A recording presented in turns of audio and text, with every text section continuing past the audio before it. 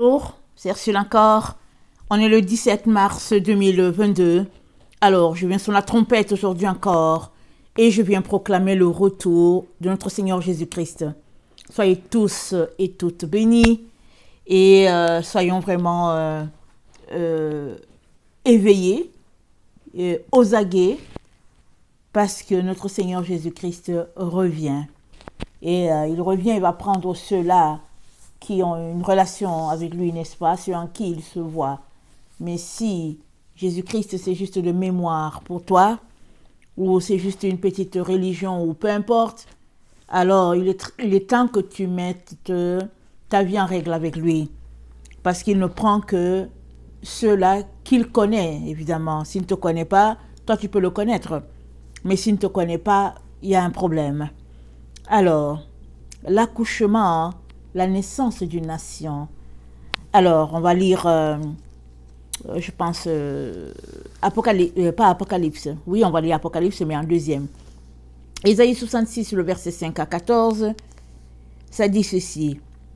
Écoutez la parole de l'Éternel. Vous qui craignez sa parole, voici ce que disent vos frères, qui vous haïssent et vous repoussent à cause de mon nom. Que l'Éternel montre sa gloire et que nous voyons votre joie. Mais ils seront confondus. Une voix éclatante sort de la ville. Une voix sort du temple. C'est la voix de l'Éternel qui paye à ses ennemis leur salaire. Avant d'éprouver les douleurs, elle a enfanté. Avant que les souffrances lui vinssent, elle a donné naissance à un fils qui n'a jamais entendu pareille chose, qui n'a jamais vu rien de semblable. Un pays peut-il naître en un jour? Une nation est-elle enfantée d'un seul coup? À peine en travail, Sion a enfanté ses fils. Ouvrirai-je le sein maternel pour ne pas laisser enfanter, dit l'Éternel? Moi qui fais naître, empêcherai-je d'enfanter, dit ton Dieu. Réjouissez-vous avec Jérusalem. Faites d'elle le sujet de votre allégresse, vous tous qui l'aimez. Tressaillez avec elle de joie, vous tous qui menez deuil sur elle, afin que vous soyez nourris et rassasiés du lait de ses consolations, afin que vous savouriez avec bonheur la plénitude de sa gloire, car ainsi parle l'Éternel. Voici, je dirigerai vers elle la paix comme un fleuve, et la gloire des nations comme un torrent débordé. Et vous serez allaités, vous serez portés sur les bras et caressés sur les genoux. Comme un homme que sa mère console, ainsi je vous consolerai. Vous serez consolés dans Jérusalem. Vous le verrez et votre cœur sera dans la joie. Et vos os reprendront de la vigueur comme l'herbe. Et l'Éternel manifestera sa puissance envers ses serviteurs. Mais il fera sentir sa colère à ses ennemis. Donc voilà, je pense que hier ou avant-hier, je ne me rappelle pas, on a fait une vidéo où on a parlé du fait que le jour où Lot est sorti de Sodome, juste après lui, il y a eu le feu qui a brûlé la ville. Le jour où Noé est entré dans l'arche, Dieu a fermé la porte. C'est ça que c'est dit. Alors, Dieu lui-même a fermé la porte. Et quand il a commencé à pleuvoir, les autres ont péri. Alors, ça veut dire que quand viendra le temps du jugement des ennemis de Dieu, Dieu mettra ses enfants en sécurité et le jugement pleuvra. Alors, aujourd'hui, j'aimerais juste mettre l'accent sur la nation qui naîtra d'un accouchement. Nous savons que si nous sommes une nation, il y a plusieurs mamans qui ont accouché. Et puis ça a fait que c'est une nation. Mais ici, la Bible nous dit, en un jour, la Bible dit que comment est-ce possible qu'une nation puisse naître en une seule fois? Alors, plusieurs ont pris ce passage-là pour parler de la nation d'Israël qui est là, au Moyen-Orient. après la Deuxième Guerre mondiale, les pays se sont retrouvés pour trouver une place aux Israélites.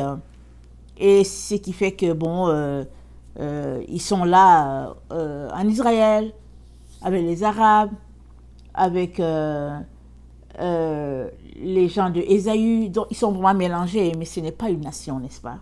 Ce n'est pas une nation, c'est-à-dire, sur le plan humain, oui, c'est une nation, la nation d'Israël. Mais sur le plan spirituel, ce n'est pas une nation. Parce que c'est un foisonnement de beaucoup de religions et puis de beaucoup de personnes. Mais quand Dieu parle de nation, il parle de la nation, sa nation à lui. Alors il dit, un pays peut-il naître en un jour? Il parle des habitants de Sion. Comment est-ce possible qu'ils sont nés un jour? Comment? Mais Dieu lui-même répond à la question. Il dit que Sion, à peine en travail, a enfanté ses fils. Alors, le verset 9, ouvrirai-je le sein maternel pour ne pas laisser enfanter, dit l'Éternel. Moi, je fais naître, empêcherai-je d'enfanter, dit ton Dieu. Au fait, il est en train de mettre l'accent ici sur les contractions, sur les épreuves, parce que nous savons que quand les disciples ont demandé à Jésus quand est-ce que ce serait la fin, il a parlé des troubles. Il dit une nation se lèvera contre une nation, il y aura la guerre dans différents endroits. Il dit, tout ça, il dit, ne vous inquiétez pas. Donc là où on est, il y a risque de guerre, de troisième guerre mondiale, on ne sait pas de quel côté ça va venir. Est-ce que ça va venir du côté de quel côté ça vient, on ne sait pas. On ne sait pas si ça va venir du côté de l'Ukraine qui est là, ou bien est-ce que finalement les frères vont finir par se réconcilier, on ne sait rien. Il y a du bruit partout, mais ce n'est pas l'endroit où on entend. Souvent on a entendu déjà que l'Iran a bombardé Israël, et puis il y a toujours des risques de guerre, et puis évidemment il y a d'autres endroits sur la terre où il y a la guerre. La guerre vraiment, il y a la guerre comme en Centrafrique depuis des années, il y a la guerre comme au Tchad. Donc vraiment, la guerre, il y en a partout sur la terre. Et Jésus-Christ nous dit de ne pas être troublé. Il ne faut pas qu'on se trouble. Il dit que votre cœur ne se trouble point. Croyez en Dieu et puis croyez en moi. Il y a beaucoup de demeures dans la maison de mon Père. Alors, il est en train de nous dire, ce qui est important, c'est que toi et moi, nous puissions nous assurer que notre place auprès du Père est garantie. Alors, qui va garantir la place? Jésus-Christ, il a fait ce qu'il doit faire pour nous. Maintenant, est-ce que toi, tu veux faire partie de cette nation-là? Alors Dieu te dit que tu naîtras de la femme. Alors maintenant, quand il te dit que tu naîtras de la femme, il est aussi en train de dire qu'il ne peut pas empêcher les contractions. Nous avons d'abord l'information que cet accouchement-là, il est différent de tous les autres accouchements. Rien ne nous dit qu'il y a épidural. Ce n'est que dans le cas des épidurales que la femme ne connaît pas tellement de contractions. Elle va à l'hôpital, je veux dire au moment d'accoucher. Au moment d'accoucher, quand une femme prend l'épidural, elle sent la douleur après l'accouchement. Mais pendant qu'elle est en train d'accoucher, elle n'a vraiment pas l'impression. Mais la douleur, c'est après. Alors, c'est sûr que, en tout cas, moi, je préfère les accouchements où tu souffres, et une fois que l'enfant est sorti, allez, douleur aussi, bye bye. Mais ici, c'est comme si Dieu est en train de parler de notre temps où c'est l'épidural qui chauffe. Alors, il nous dit que, à peine, il dit, avant d'éprouver les douleurs, elle a enfanté. Ça veut dire que les douleurs que va vivre Jérusalem, ce sera vraiment après que le bébé va naître. Et c'est qui le bébé? Nous savons que le bébé, c'est d'abord notre Seigneur Jésus-Christ qui est né il y a 2000 ans. Et maintenant, on est dans le temps où ce bébé-là, qui est né 2000 ans, qui est la tête de l'Église, on est dans le temps où le corps que nous sommes les membres, alors nous sommes dans le temps où le corps va rejoindre la tête. Alors, pour que le corps rejoigne la tête, évidemment, le corps a besoin d'être saint, comme la tête a été sainte. Alors, si tu marches dans les péchés, les bassesses, il est temps que tu puisses te dépouiller de toute saleté, parce que sinon, tu ne pourras pas être un avec la tête qui est Christ. Alors, le corps va rejoindre la tête, et le corps, il va naître dans le temps dans lequel nous sommes. Pourquoi? Parce que Christ va naître en nous.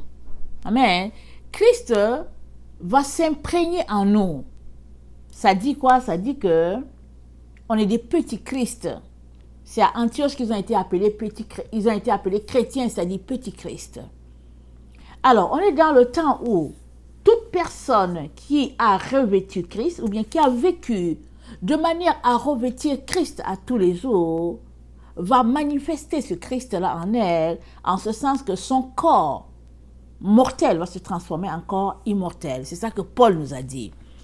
Alors, on regarde 1 Corinthiens 15. C'est ça, c'est là où il y a l'enlèvement.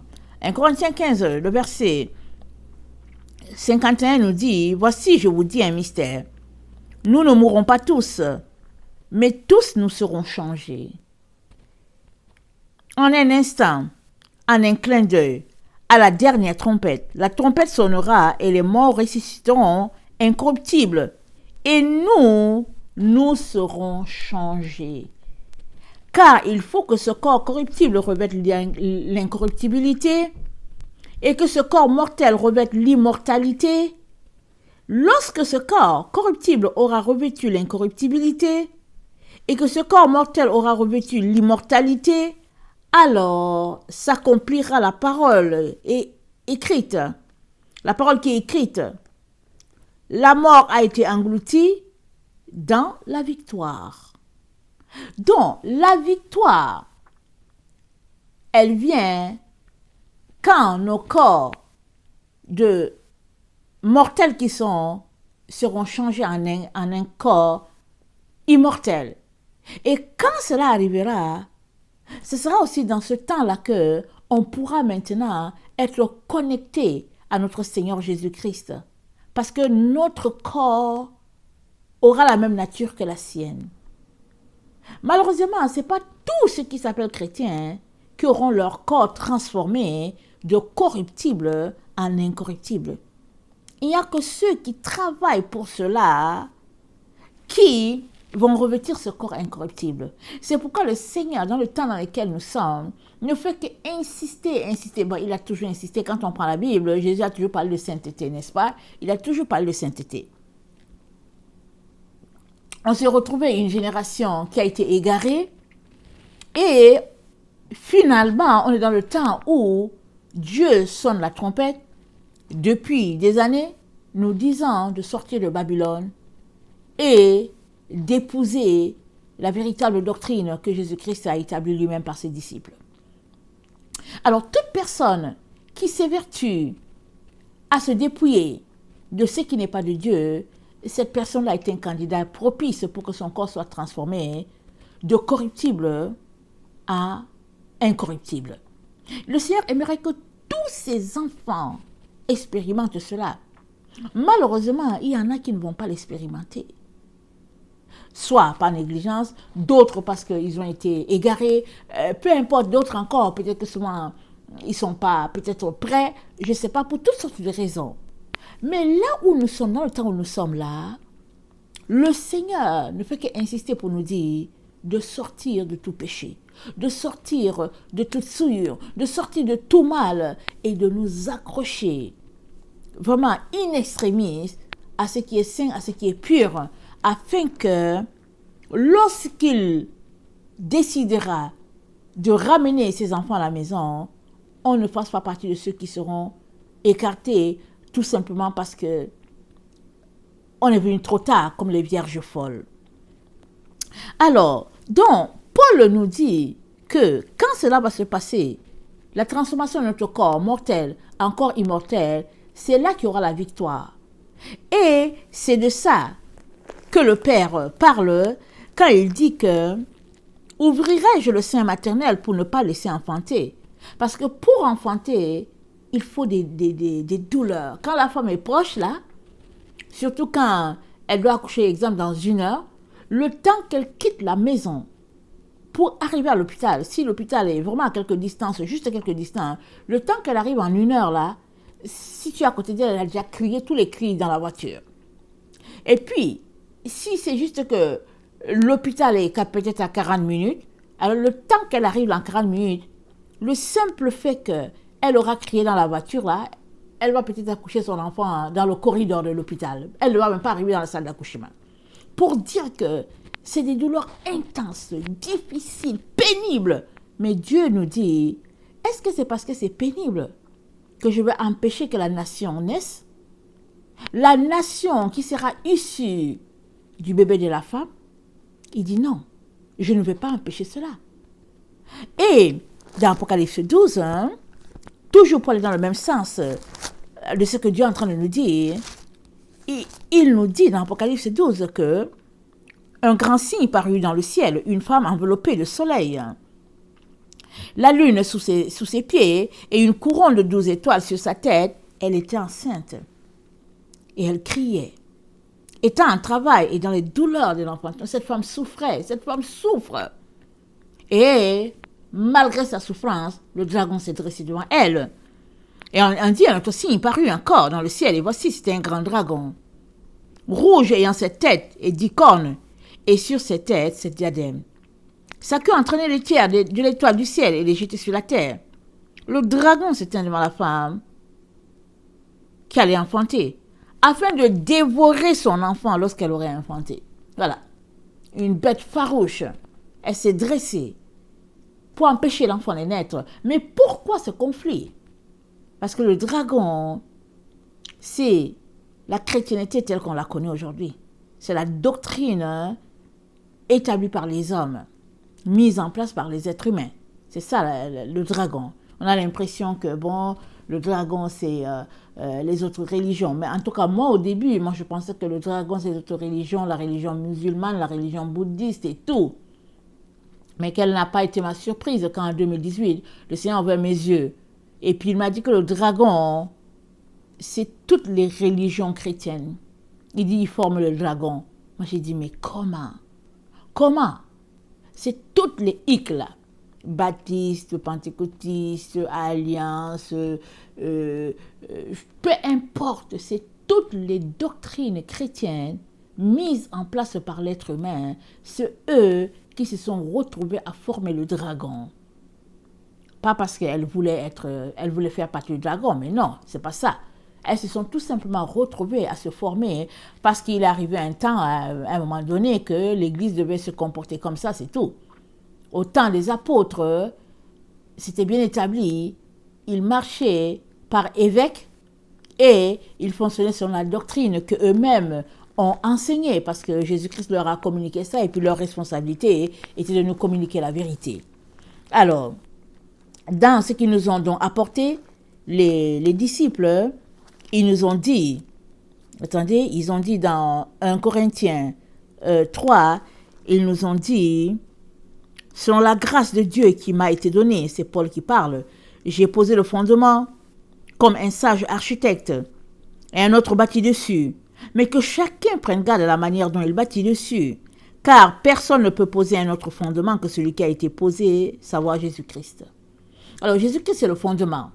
Et quand il dit que personne ne peut poser un autre fondement que Jésus-Christ, il ne s'agit pas juste de parler du nom de Jésus. Quand on dit Jésus-Christ c'est le fondement, c'est avec toute sa pensée, c'est avec toute sa personne, c'est avec toute son âme, c'est avec tout ce qu'il a établi, c'est ça qui est Jésus-Christ.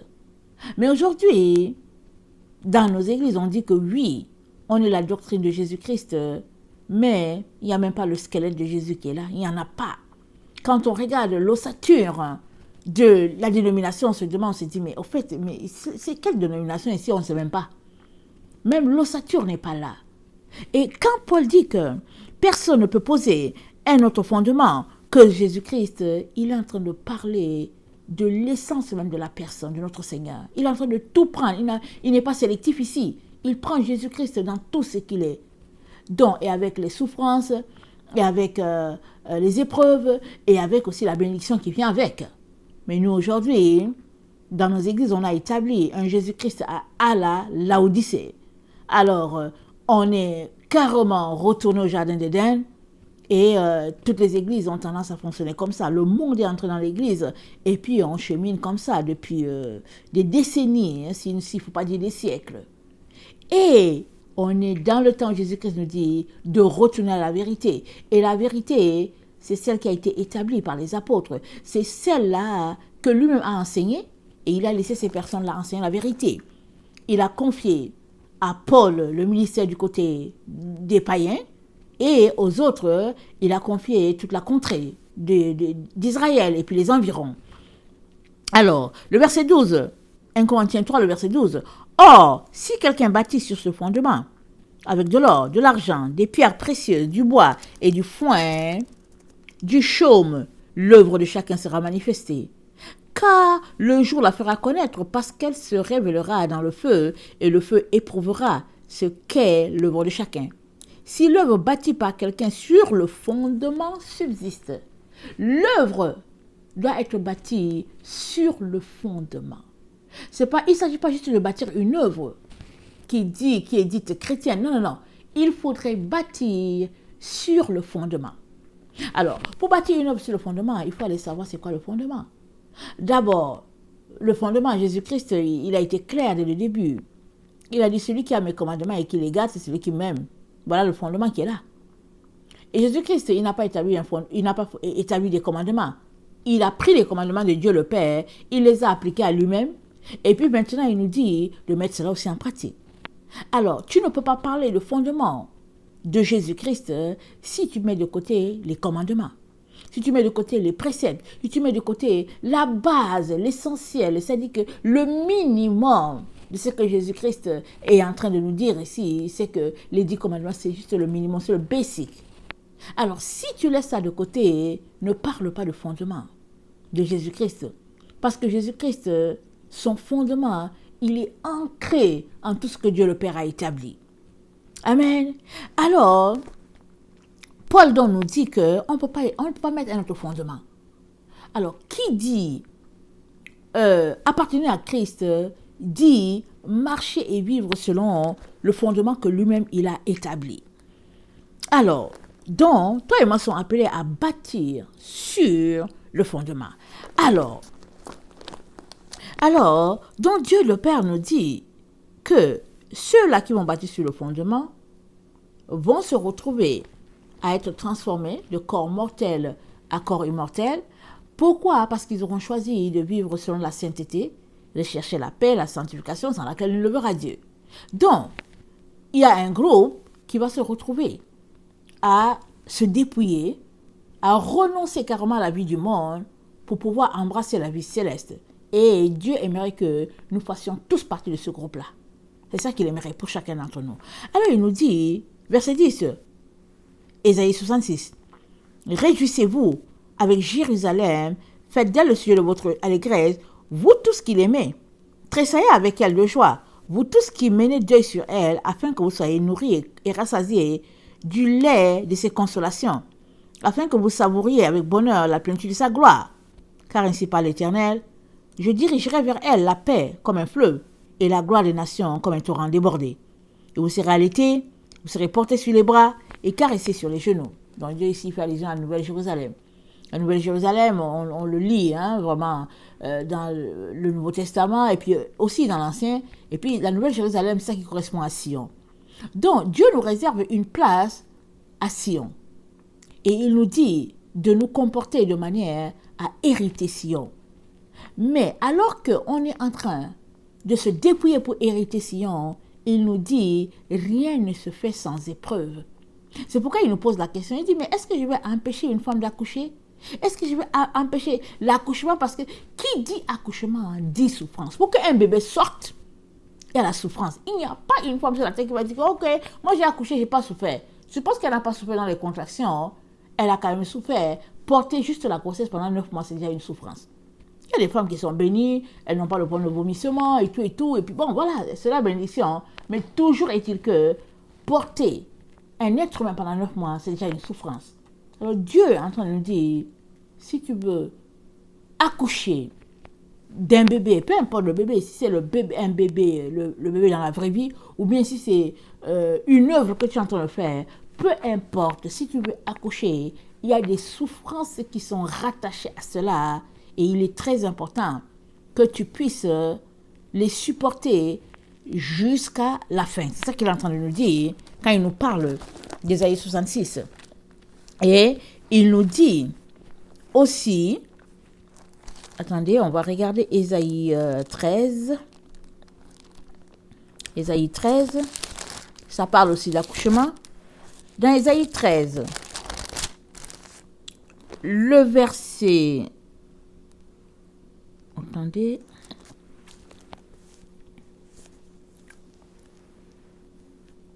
Excusez-moi, hein. Je vais regarder ma référence.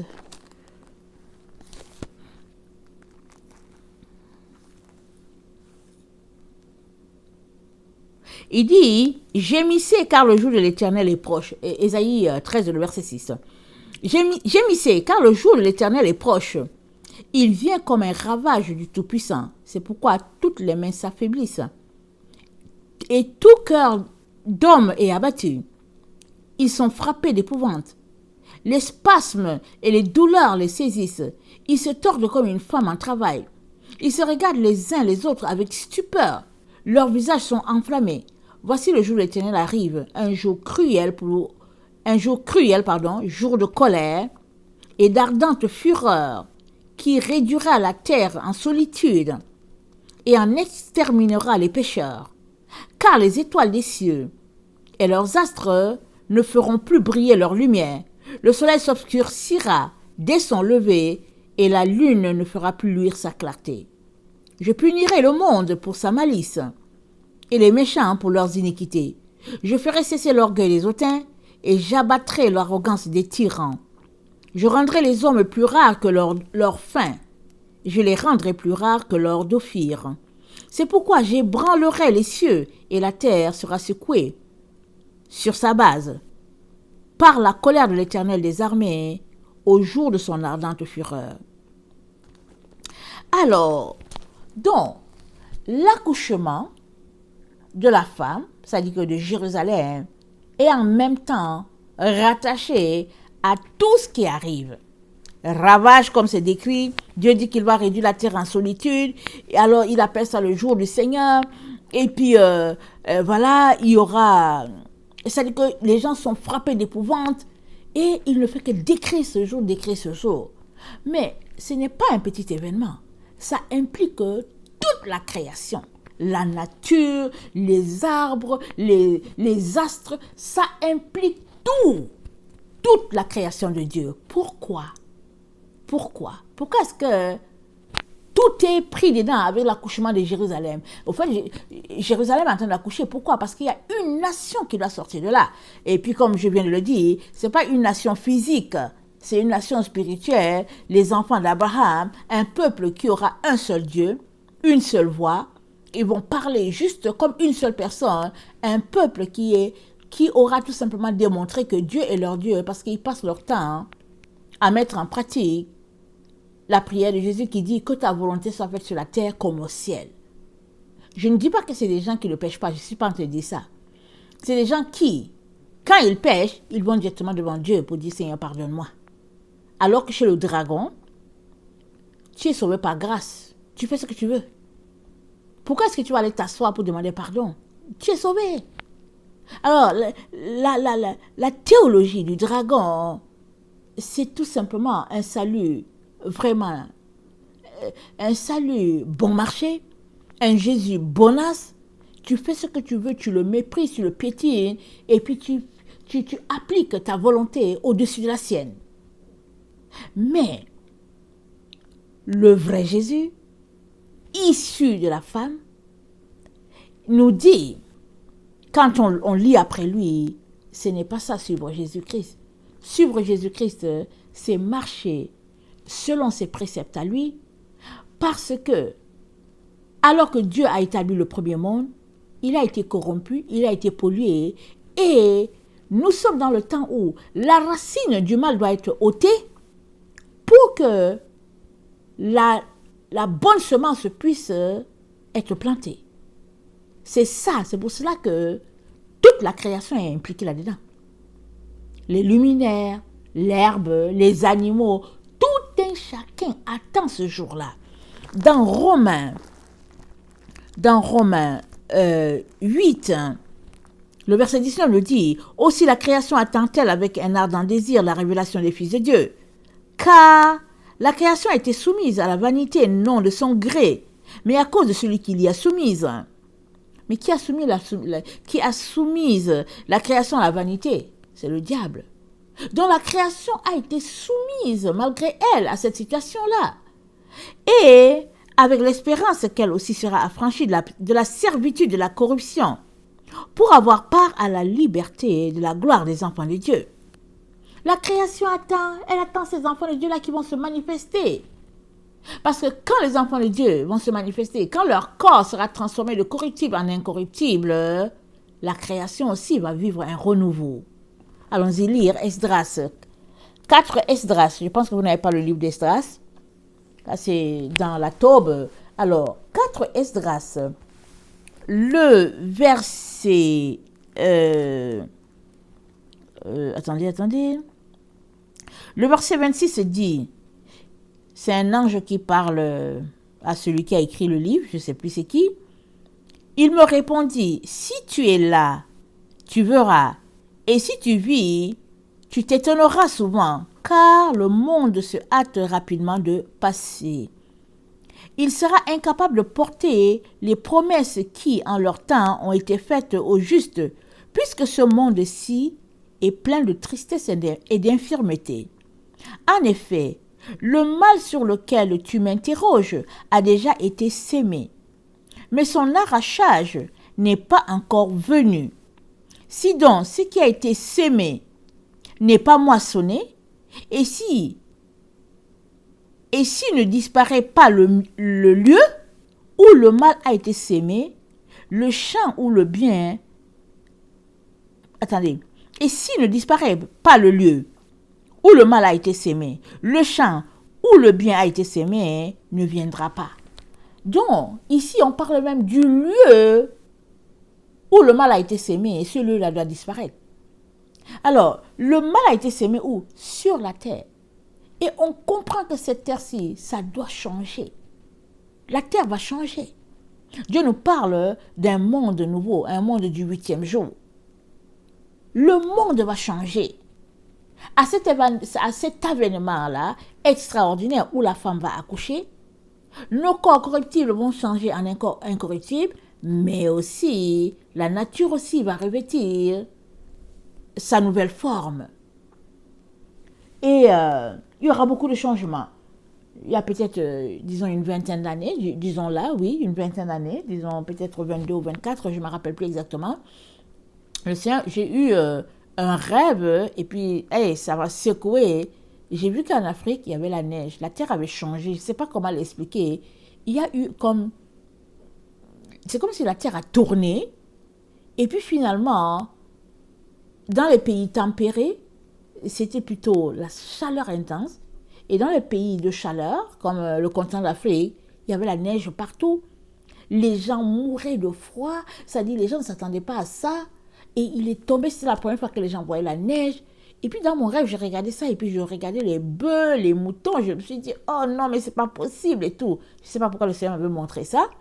Mais j'avais vu ça. Et je savais, j'avais dit, il y a changement sur la terre. Et je savais qu'il y avait un changement sur la terre. Ce peuple-là qui mourait, ils avaient besoin de couverture, ils avaient besoin d'une organisation, ils avaient besoin de dispositions pour leur protection. Le bétail et tout ça. Il fallait que le pays soit réorganisé, le continent soit réorganisé en fonction de la nouvelle donnée. Alors, ici, quand on lit, c'est dit, car, le verset 30, un grain de semence du mal a été semé dans les cœurs d'Adam dès le commencement. Et combien d'impiété n'a-t-il pas produit jusqu'à maintenant? Combien n'en produira-t-il pas jusqu'à ce que vienne la moisson? Fais donc en toi-même l'estimation. Combien de grains de la semence du mal a-t-il produit de fruits d'impiété? Lorsqu'auront été semés des épis innombrables, quelle grande moisson produira-t-il? Donc, l'accouchement va sonner le temps de la moisson. On sait tous que c'est le temps de la moisson, n'est-ce pas? On regarde les champs qui blanchissent, on regarde tout, on se dit que vraiment, ça ressemble vraiment, ça sent le retour du Seigneur. On le voit avec nos yeux. Mais, ce n'est pas encore le jour. Le jour qui sonnera le jour de la moisson, qui sera un jour de surprise, c'est ce jour-là où les événements vont commencer à se passer. Il y a un endroit,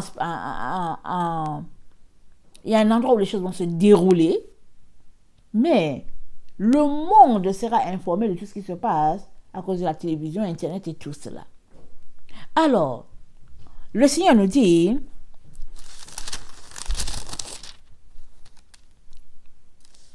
il nous dit, attendez, je vais lire. Alors, le frère, celui qui pose des questions à l'ange, lui dit, quand récolterons-nous le fruit de notre récompense? Et l'archange, c'est écrit, son nom c'est l'archange Hiéremiel, lui répond, lorsque sera complet le nombre de vos semblables. En effet, Dieu a pesé le monde dans sa balance. Il a mesuré la mesure des temps, il a dénombré le nombre des temps, il ne provoquera ni ébranlement, ni agitation, avant que ne soit complète la mesure prédite. Donc, Dieu a mesuré le nombre du temps, le nombre de jours, il a tout mesuré. Et l'ange dit au serviteur, il lui dit, attendez, lorsque sera complet le nombre de vos semblables, en effet, Dieu a pesé le nombre dans sa balance. C'est-à-dire, au finish, Dieu, c'est lui qui gère tout ce qui se passe. Souvent, tu peux te lever pour dire que, ah non, mais vraiment, je suis tellement près que, mais pourquoi il ne vient pas aujourd'hui? Mais ce n'est pas toi qui décides. Et quand les disciples ont demandé à Jésus-Christ quand est-ce que ça va arriver, et puis, c'est curieux, Jésus-Christ a dit, c'est mon Père qui le sait. On peut dire, mais Jésus-Christ, toi aussi. Mais comment? Mais Jésus-Christ a dit, c'est le Père qui le sait.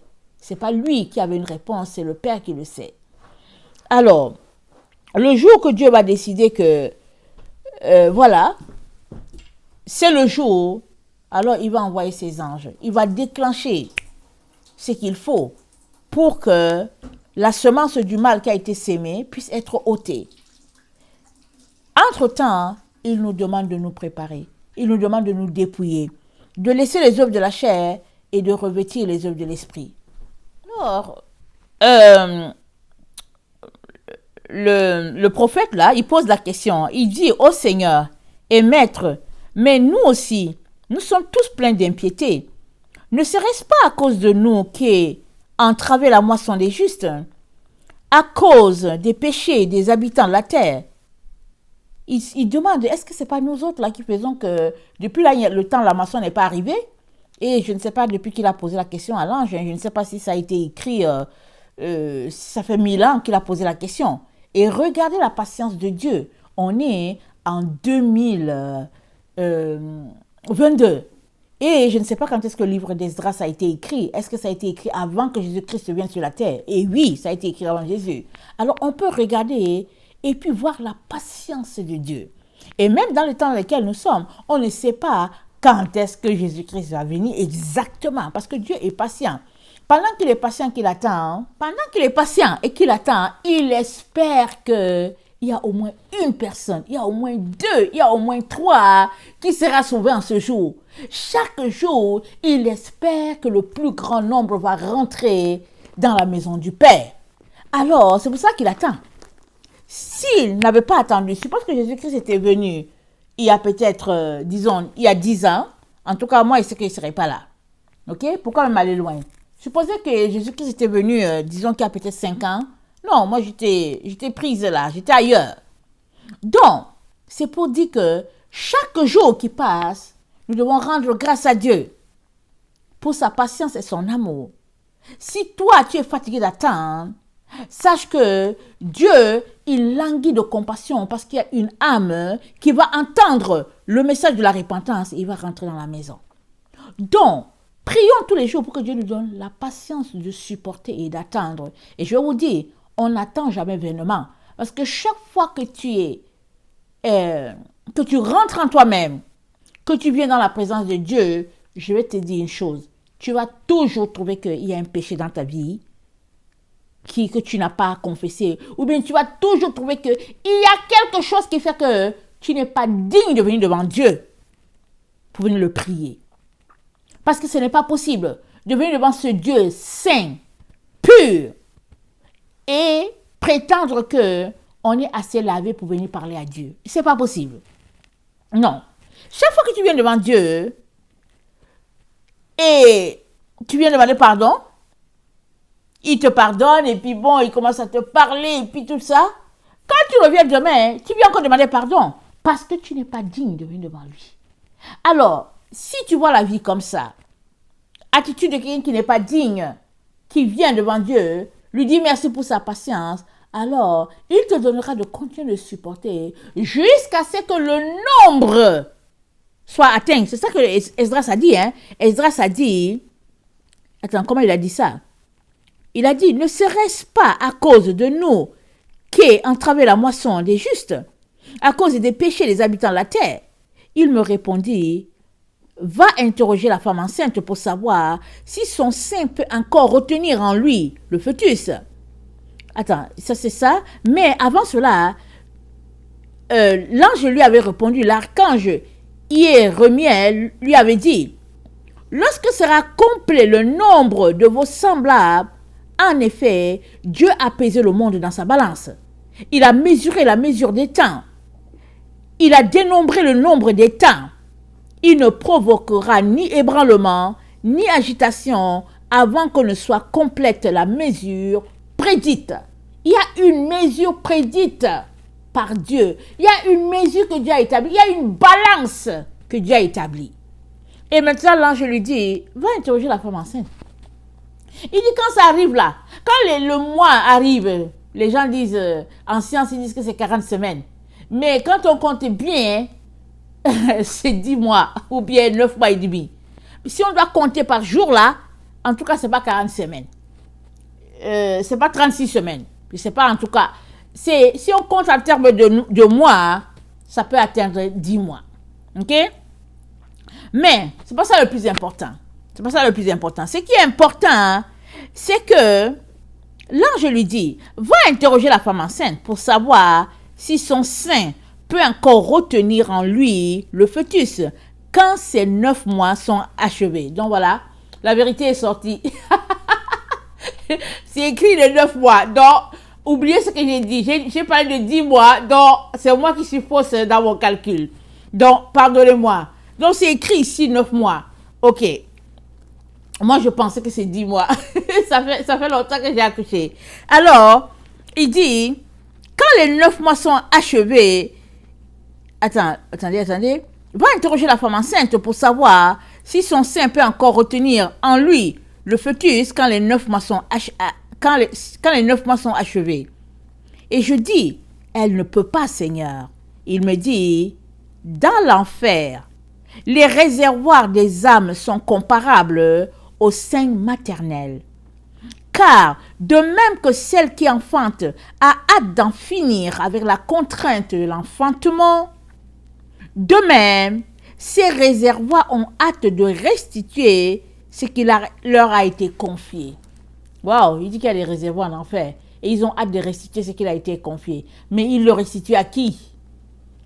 Trop compliqué, n'est-ce pas, pour comprendre. Donc, ils ont hâte de restituer ce qui leur a été confié dès le commencement. Alors, il te sera fait des révélations sur ce que tu désires voir. Donc voilà. Il y a des gens qui ont atterri là-bas depuis. Écoutez, on n'est pas les premiers. On n'est pas les premiers êtres sur la terre, n'est-ce pas? La création existe depuis on ne sait pas combien de temps.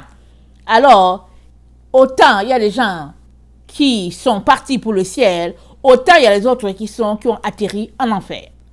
Alors, l'ange lui dit, il y a une mesure. Tout comme la femme, quand elle porte un bébé, à un moment donné, le bébé doit sortir. Le temps arrive, le bébé doit sortir. Le bébé ne peut pas rester. C'est pourquoi les contractions sont telles que la femme dit, je m'en vais à l'hôpital. Il dit, c'est la même chose. Quand le timing de Dieu va arriver, il n'y a pas moyen que ce soit encore gardé. Alors, la terre va convulser. Et elle est déjà en train de convulser. on est en plein dedans avec tout ce qui se passe. C'est-à-dire que la terre n'arrive plus à supporter le poids du péché. Les ténèbres couvrent la terre. C'est-à-dire que c'est terrible ce qui se passe sur la terre. Regardez même, est-ce qu'on est même capable encore en train de manger juste un poisson naturel? Regardons. Tu achètes du poisson, tu manges et puis ton ventre, tu as tellement mal au ventre que tu dis, Seigneur, qu'est-ce que j'ai mangé? Alors que tu n'as mangé que du poisson. Tellement tout est croisé, tout est changé. Ça dit, waouh! La terre elle-même, elle soupire. Délivrance, délivrance. Et l'ange dit à Esdras, au qui là, il lui dit, quand le temps va venir, il n'y a plus moyen que les choses puissent être retenues. Si les choses sont telles que c'est là, c'est parce que le temps n'est pas encore fini. Donc, le temps n'est pas encore arrivé. Donc, sois calme. Mais quand le temps va venir, va arriver, la femme qui est ici, Jérusalem, ne peut plus garder le bébé dans son sein. Elle va l'accoucher. Alors, donc, il continue, ils sont en train de parler, c'est vraiment très, très intéressant. Il dit, le serviteur dit, mais si j'ai trouvé grâce devant Dieu, montre-moi, y a-t-il de temps à venir que le temps passé? Il est en train de dire, il dit, si j'ai trouvé grâce, dis-moi si le temps qui nous reste là, avant que la terre change complètement là, avant que la semence du mal soit ôtée là, est-ce que c'est longtemps? Est-ce qu'il reste beaucoup de temps ou bien il reste moins de temps que depuis la création? Et l'ange aussi lui répond. Et puis finalement l'ange lui dit, je suis au chapitre 5 finalement, il dit, concernant les signes, voici venir les jours où les habitants de la terre seront saisis d'un grand égarement. En tout cas, si ce n'est pas notre temps, je ne sais pas c'est quel temps. Il dit, voici venir le temps où les habitants de la terre seront saisis d'un grand égarement, où la voix de la vérité sera cachée. Et où, quant à la foi, la région sera stérile. Waouh! L'injustice proliférera plus que celle que tu vois toi-même et plus que celle dont tu as jadis entendu parler. Le pays que tu vois maintenant régner sera une ruine chaotique et on le verra déserté. Tu le verras bouleversé après le troisième temps. Si le Très-Haut te donne de vivre, le soleil resplendira soudain pendant la nuit et la lune pendant le jour.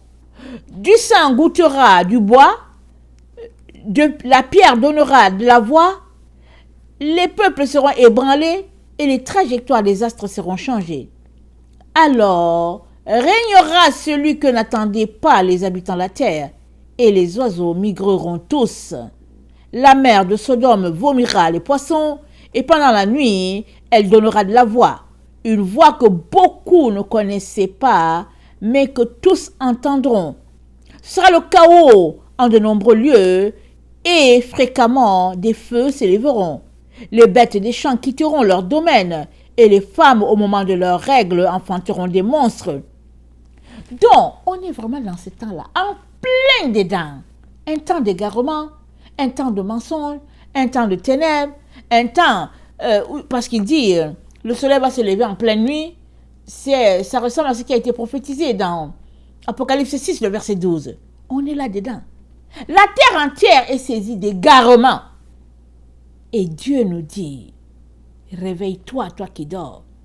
Relève-toi d'entre les morts. Et Dieu va t'éclairer. Parce qu'il faut que tu sois éclairé. Et que tu te lèves pour te distancier ou bien te dissocier du mal, afin de faire partie de cette nation-là qui naîtra en un jour. Parce que la nation naîtra quand la femme accouchera. C'est ça.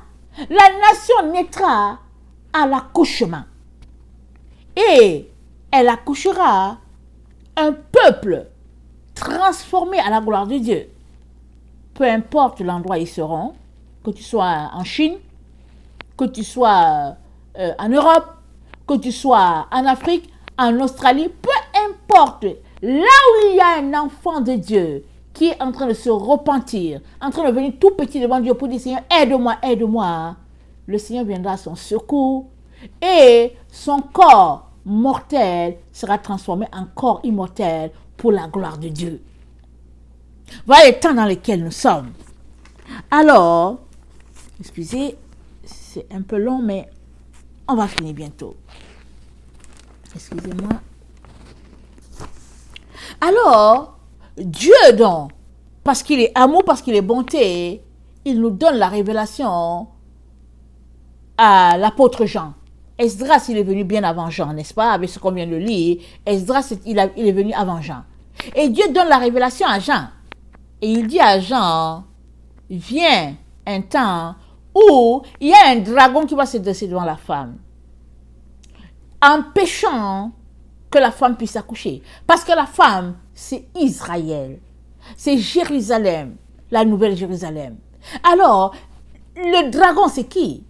C'est celui dans Genèse 3. Il va se dresser de manière farouche. On vient de lire que viendra un temps sur la terre où les oiseaux migreront et alors régnera celui que le monde n'attendait pas. Mais c'est qui cette personne? C'est le diable. Le diable va régner sur cette terre. Il cherche ça depuis longtemps. C'est pourquoi il a arraché le droit à Adam et Ève. Il a usurpé ce que Dieu leur a donné. Et il s'est assis sur la terre, sur la création, et il attend cela. Mais Dieu n'a pas permis. Dieu a d'abord couvert Adam et Ève de la peau d'animaux.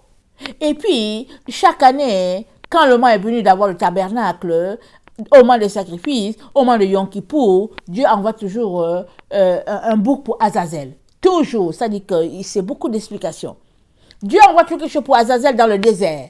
Pourquoi? Parce que le bouc qui s'en va là, il s'en va avec le péché du peuple. Alors Dieu dit à Azazel, encore un an encore, je leur pardonne. Je pardonne leur péché encore pendant un an. Et voilà comment la situation ne fait que durer, Mais Esdras nous dit ici que vient un temps où le diable va régner. Lui, il attend juste à régner. Il attend. Combien il sera heureux, vraiment, d'être le roi sur les enfants de Dieu. Et il va régner quand? Quand le diable régnera complètement sur la terre, Dieu aura ôté ses enfants qui lui obéissent maintenant. Et pendant que le diable va régner, il y a des enfants de Dieu qui vont donner leur vie à Dieu. Parce qu'ils vont se souvenir du temps où c'était bien. Ils seront devant ce despote-là, ce diable, c'est-à-dire que ces démons qui seront là, ils seront là, dans toute la misère possible.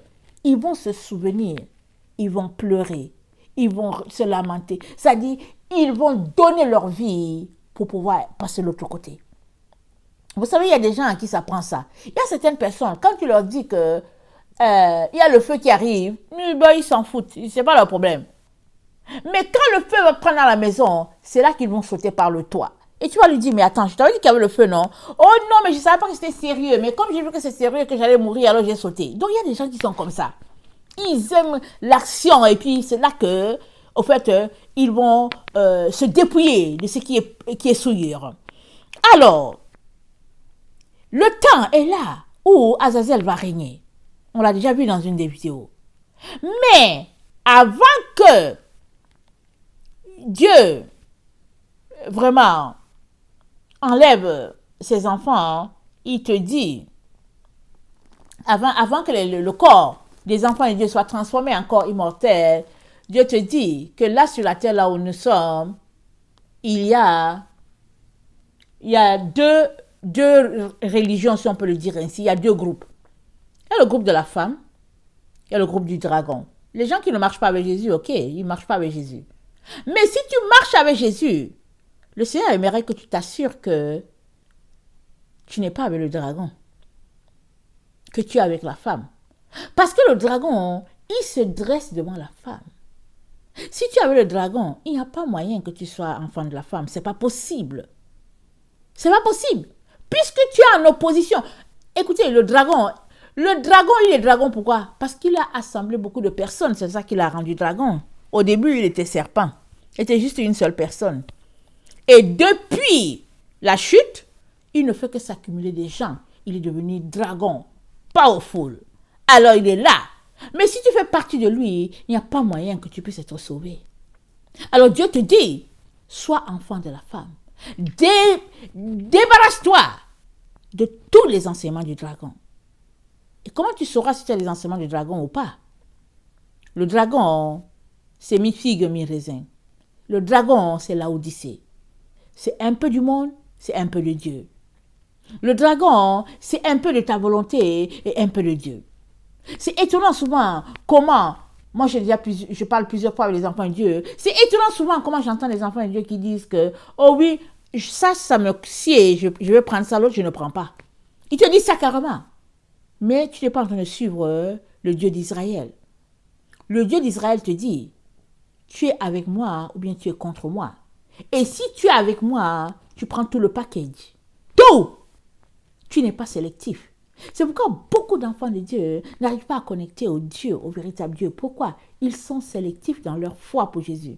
Ils sont sélectifs dans leur amour. Ils entendent quelque chose, on dit, par exemple, je vais prendre l'exemple qui choque le plus de personnes. Exemple, Dieu dit, il n'aimerait pas que la femme porte l'habit d'homme. Alors, il y a beaucoup de sœurs qui vont dire, oui, mais moi je ne porte pas les habits d'homme. Mes pantalons sont les pantalons de femme. Elles vont te dire ça comme ça. Maintenant, pour savoir si tu as la vérité, remonte d'il y a 100 ans. Est-ce que 100 ans les femmes portent les pantalons? Non. Alors, tu sais par là que ton pantalon c'est du modernisme. Mais il y a des sœurs qui vont dire, non, moi je n'embarque pas dans cela. Je n'embarque pas dans cela. Ou bien, tu entends des femmes qui vont dire, oui, je trouve que les voiles, les foulards, ça va bien aux femmes africaines ou bien les femmes du Moyen-Orient. Mais nous, je trouve que ça ne se prête pas pour nous parce que nos cheveux sont lisses ou bien whatever. Mais c'est pas écrit que si tu es tendance occidentale, alors tu n'as pas besoin de voile ou de foulard. C'est pas dit ça. C'est dit que il faut couvrir la tête à cause de la présence des anges. C'est ça qui est dit. Alors, tu peux trouver toutes sortes de raisons pour justifier ton comportement. Et si c'est comme ça que tu te comportes, tu es avec le dragon. Parce que les enfants de la femme, ils obéissent et puis c'est tout. Et Dieu est en train de te dire qu'il y a un combat farouche, une lutte farouche qui se passe ici sur la terre. Le dragon qui a arraché la clé à Ève est toujours dans le combat en train de se battre. Parce qu'il ne veut pas que Ève règne. Mais Dieu a dit que Ève va écraser la tête du serpent. Il l'a dit depuis la Genèse, il n'a pas changé. Et on est dans le temps où Ève doit prendre son autorité pour enfin faire ce que Dieu lui a demandé de faire. C'est ça que Dieu aimerait que tu comprennes. Mais le dragon se dresse toujours. Il ne veut pas céder. Et Ève, elle gagnera comment? Par l'obéissance à la parole de Dieu. Ce n'est que comme ça qu'elle va gagner. Celui qui a mes commandements et qui les garde, c'est celui qui m'aime. Il a dit quoi? Parce que tu as gardé la parole de la persévérance, je vais te garder aussi à l'heure de la tentation qui va venir sur toute la terre. Donc Ève, ce n'est pas par la force qu'elle va gagner. Elle gagne juste par l'obéissance à la parole de Dieu. Donc, si tu es quelqu'un qui obéit à la parole de Dieu, qui est tout petit devant Dieu, qui vient t'humilier, tu seras l'enfant de la femme. Et c'est comme ça que vous allez combattre le dragon et vous allez le gagner. C'est ça que Dieu est en train de te dire. Mais si tu veux regarder tes droits, centrer sur ta propre personne, tu vas dire, ah non, mais ce sont mes intérêts, ils veulent me blâmer, et puis nanana, et puis vous savez, on n'est pas au Moyen-Âge, on n'est pas à l'âge du Néandertal, et puis tatata. Tu vas te mettre dans ton raisonnement, et puis c'est fini. Une fois que tu es dans le raisonnement, tu fais partie de l'enfant du dragon. Parce que le dragon, c'est le raisonnement. Si Ève n'avait pas parlé avec lui, il ne lui aurait rien arraché. Parce qu'elle a parlé avec lui. Il lui a dit, non, mais ce que Dieu dit, c'est pas ça. C'est parce que Dieu ne veut pas que vous soyez comme des dieux. Et puis il a commencé à raconter ses affaires. Et Ève est tombée dans le piège. Mais si on regarde l'exemple de Jésus-Christ avec Satan, hein, il a dit, arrière de moi, Satan. Et il a dit, il est écrit. Parce que Jésus-Christ, il n'a pas le temps. Il n'a pas du temps à accorder à Satan. Parce qu'une fois que tu entres dans une conversation avec Satan, c'est fini. Son but, c'est de t'éloigner de Dieu. C'est de te séduire. Et Dieu est en train de te dire, toi qui es en train d'écouter, il est en train de te dire que il y a une nation qui va naître. Et c'est déjà écrit. La femme est enceinte. Et elle va accoucher. Il n'y a pas moyen qu'elle n'accouche pas. Elle va accoucher. C'est ce que Dieu dit. Mais voici la question. Où seras-tu trouvé? Du côté de la femme ou du côté du dragon? Parce que Dieu a dit dans Genèse 3, il a dit au serpent, il a parlé au serpent, il a dit, écoute-moi bien. Il a dit au serpent, il a dit, je mettrai inimitié entre toi et la femme, entre ta postérité et sa postérité. Celle-ci t'écrasera la tête et tu lui blesseras le talon. Il dit à la femme, j'augmenterai la souffrance de tes grossesses. Tu enfanteras avec douleur et tes désirs se porteront vers ton mari, mais il dominera sur toi. Alors, la femme, elle va écraser la tête du serpent. Il n'y a pas moyen. Et c'est le combat final. Et c'est ce combat-là qui va donner la naissance à une nation. Une nation d'être glorifiée. Une nation où la création tout entière changera.